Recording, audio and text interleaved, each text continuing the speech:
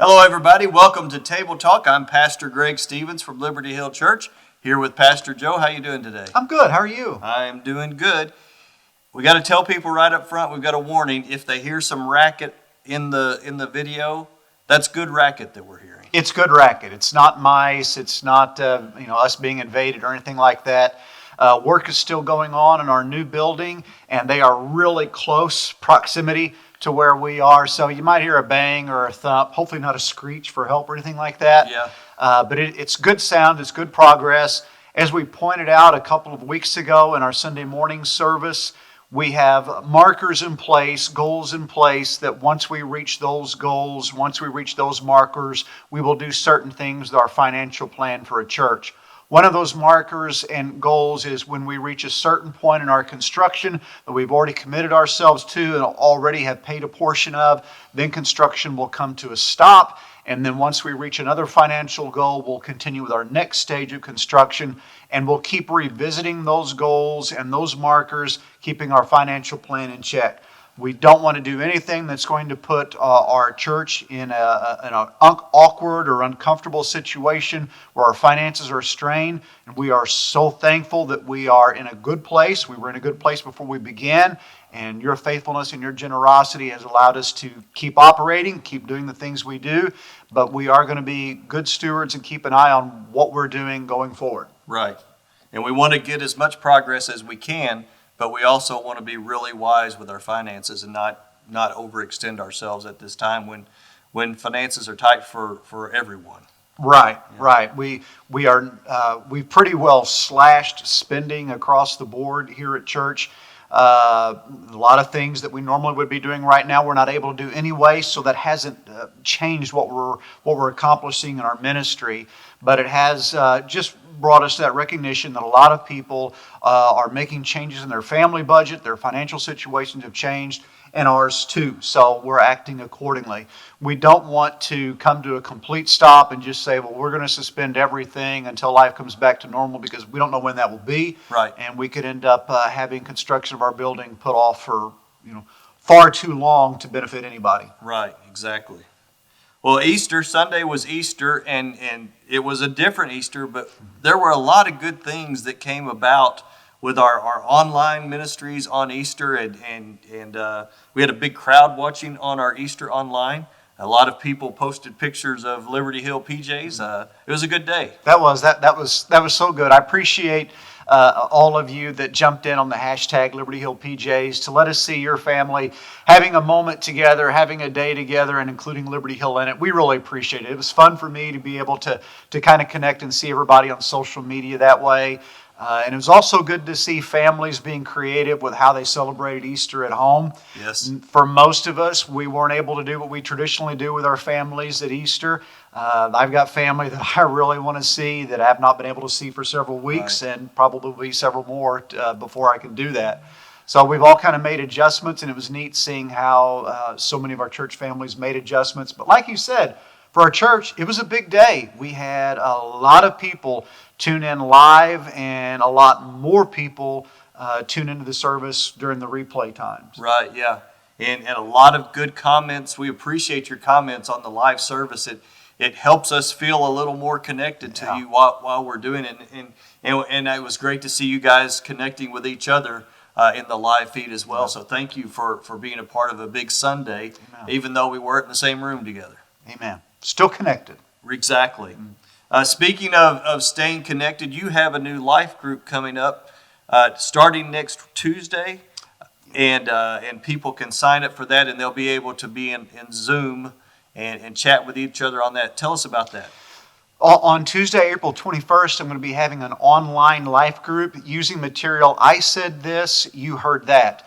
The material is created by Kathleen Edelman, and we have used it through several life groups here at church with tremendous success. It highlights the difference between our temperaments, which affects how we view the world, how we view each other, and how we communicate. So it is a course for communication. It helps us understand why we say the things we do and why we sometimes don't hear the things we don't hear. But I also want to point out that for you to be involved in this class, you do have to register. You can register on the links shown here in our YouTube channel, on Facebook, and you'll need to register soon. What is today's date? The 14th. Need to register by Friday, whatever date that is. You're smarter than me. What's that date? Yeah, let's see. I don't know. That date, because we will have to close the group so that we can make sure everybody gets material. Workbooks have to be ordered, so we'll have to close the group prior to it beginning, but that's the plan. So if you haven't signed up and want to, better get on that quick. Okay, very good. Yeah, and that's going to be a great class. Yes. You will learn a lot about yourself. You'll learn a lot about your spouse as well. And if you don't get in on this one, we will be offering it again in the future, either online or in person. Maybe both. Don't tell them that. This is it. This is it. This is your last chance to get in on this. Oh, great.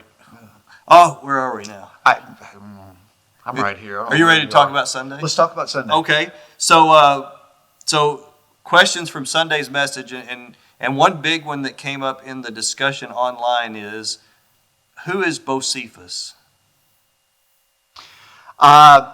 Cephas. That came about when I was reading the gospel scripture from 1 Corinthians 15. You talked about Cephas. Talking about people that witnessed Jesus rising from the dead, and Cephas was one of them. Cephas was another name for Peter, and I wanted to try to be funny and point out that Cephas is not to be confused with Cephas. I know some of you are in the know, right. But if you don't know, Cephas is another name for an American philosopher and musician. Right. From Tennessee. Very accomplished. Very accomplished philosopher and musician that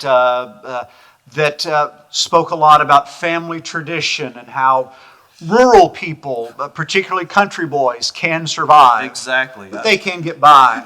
That song has been coming back to my mind a lot lately. Yeah. Preacher man says it's the end of time. The Mississippi River, she's going dry. I'm sorry. Yeah. Yeah. I haven't listened to Hank Williams Jr. in years. Right. Yeah. So. All right. So that was a big question. Yeah.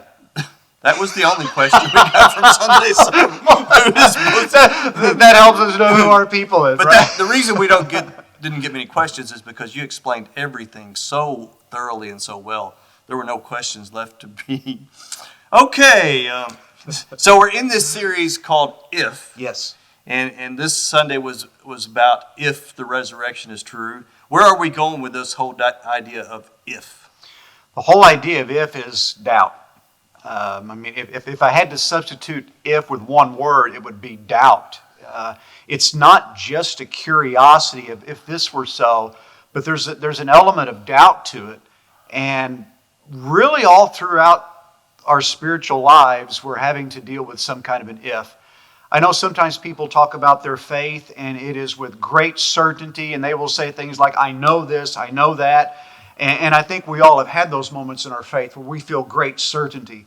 But it is impossible to have faith without also having doubt. Right. They actually go together. You can't have faith unless you have faced a question, faced a doubt, and then had it resolved, and it led to faith. That's where that surety comes from.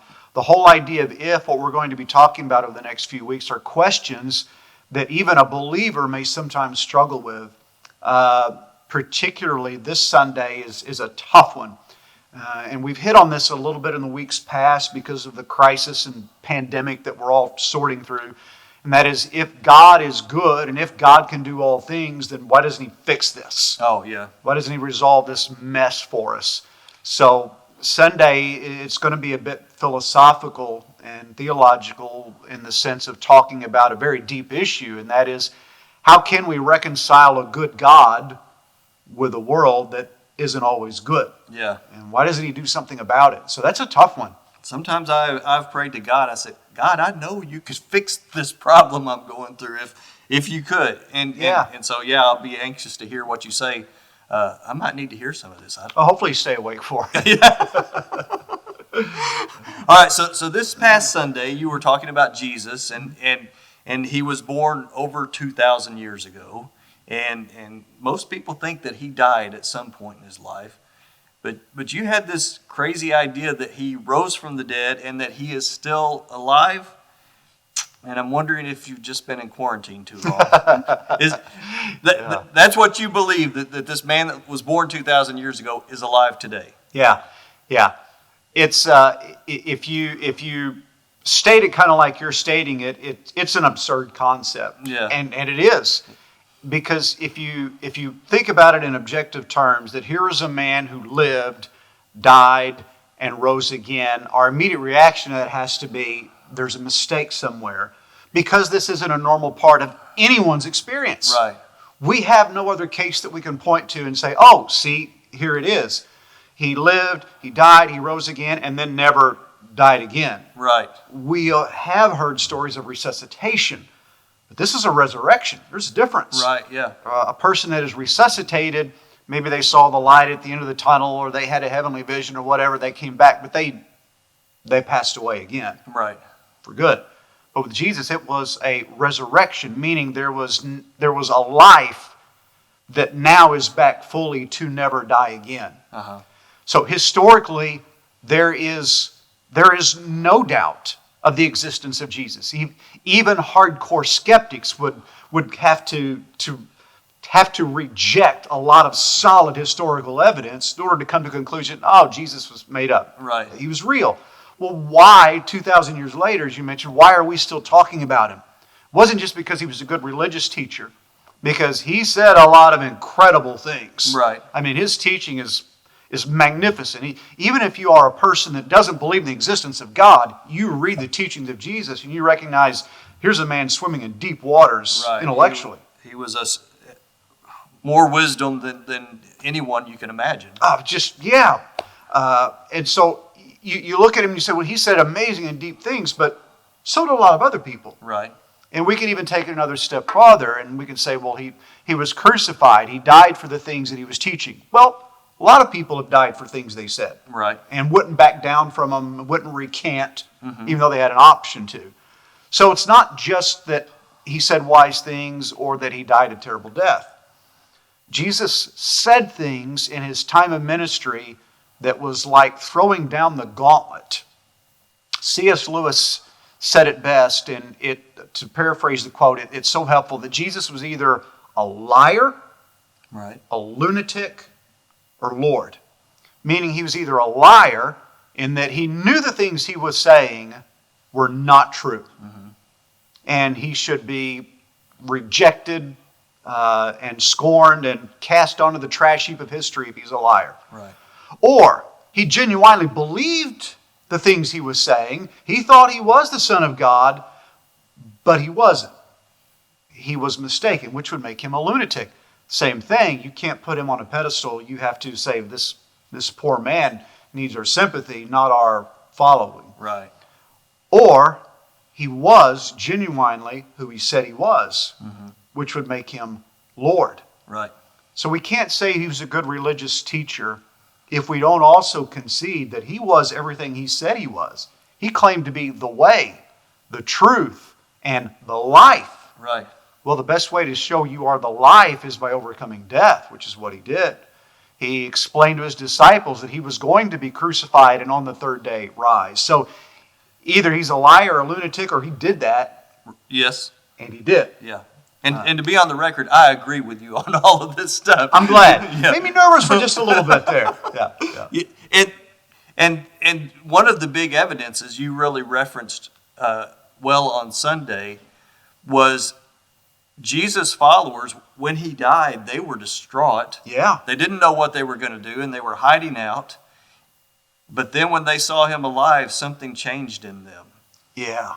And that is a big evidence for me that these men that went from hiding and being fearful went to boldly standing and giving their life for the truth that Jesus was alive. That's the kicker for me.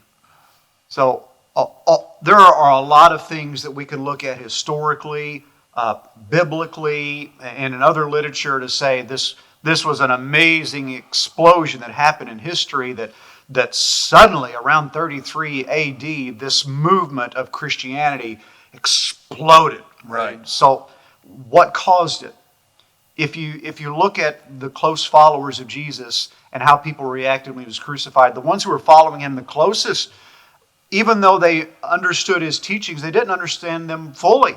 Right. And when he was crucified, they ran. It was a moment of fear. They thought they were next. They thought they were next, and they had good reason to think they were next. Yes. Yeah. They went into hiding. Right. So it wasn't just they went into hiding right away.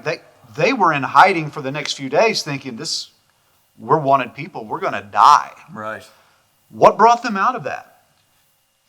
And in the case that we mentioned Sunday, James, for instance, one of the brothers of Jesus, who, like the other brothers of Jesus, were not believers until after they saw a resurrected Jesus. They saw him die, saw him alive after he was dead. Their lives are never the same. Right. They were willing to lay down their lives to preach and present the gospel. Would you do that if you knew it was a fraud? Yeah, if you made up the story, if you and I made up a story and our lives were on the line, I'd say, no, we made that up.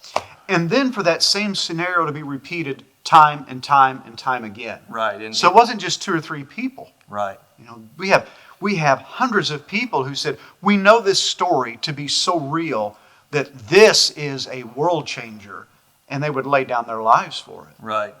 That huge impact that their lives were changed. They went from being cowards to being bold, and they went from being wimpy to powerful. Yeah. And that was God working in their life. And Yes. And Jesus, he wants to do that in our lives as well. Good point. Good point. Is that the same power that was unleashed in their lives is the same power that can be unleashed in our lives. And one more thing on people who had their lives changed. It wasn't like people who started proclaiming the gospel after they saw Jesus rise from the dead were getting anything out of it.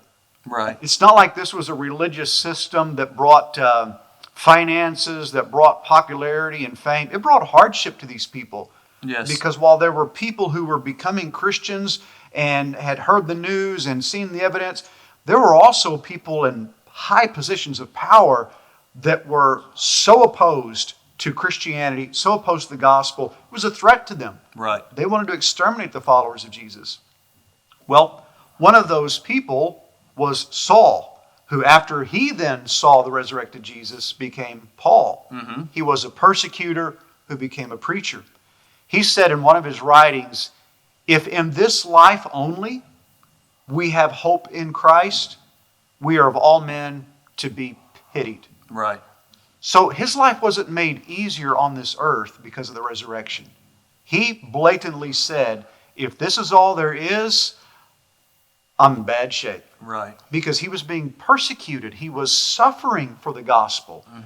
So he was saying, I'm going to do this because I will suffer and I will hurt because it's worth it. Right. This has to be told. This has to be known. And he was gladly spending his life for it. Right. Powerful. So why is it good news for me today that Jesus is alive? Two reasons. One, I think, is to piggyback on what I just said about Paul. He was able to go through hardship in this life because he knew this wasn't all there is. Right. So for you and I today, no matter what we go through in this life, we're able to recognize this is not all there is. There's more to come. The best is yet to come.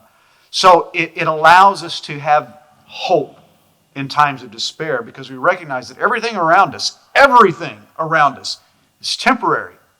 If it's good, it will pass. If it's bad, it will pass. There's something that is lasting, though, and that's what we place our hope in.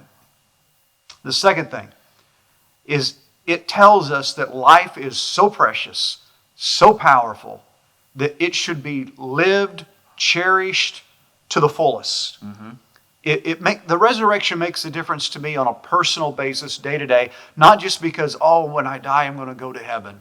As wonderful as that is, it makes a difference in my life today because it says, there is life that has been given to us. It is precious. It is powerful. It should be enjoyed. This is what we were created for. We were created to live. We were not created to die. So I think we should approach our life every day with a certain amount of joy and passion of saying, this is what I was created for. Right. It's not that this life doesn't matter. Let's just get it over so we can go on to the next. No, it's this life matters because God showed us through Jesus that the resurrection is greater than death. That means life is better than anything else. Live it. That's a good point. I think another big point of that is it's personal for you and it's personal for me. That Jesus died on that cross, and he truly died, and he truly suffered, but he also rose again, and he did that for me and for you and for everyone that's watching with us, that we can get every ounce, every drop of life that we can get from him, and know that he is loving us through all of that, and he has hope and he has future for each of one of us, as he lived and died for us, but he is living again. Now, I love your use of the word personal, because it is personal.